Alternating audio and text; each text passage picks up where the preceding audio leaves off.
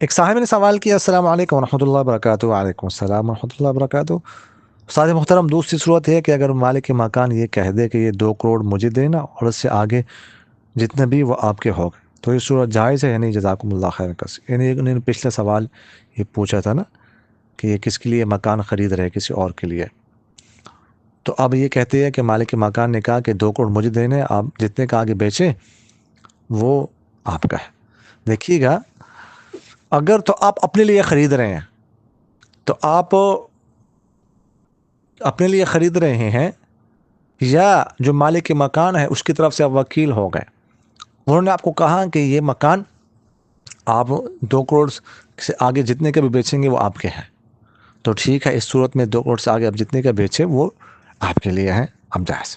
البتہ اگر آپ کسی اور کی طرف سے وکیل بن کر یہ مکان خرید رہے ہیں، خود اپنے لیے نہیں، کسی اور جو خریدنے اور اس کی طرف سے آپ وکیل ہیں، تو اس صورت میں پھر جو کم و بیشی ہوگی وہ خریدنے والے کے لیے ہوگی، جیسے میں نے کہ پچھلے وائس میں اس کی وضاحت کر دی۔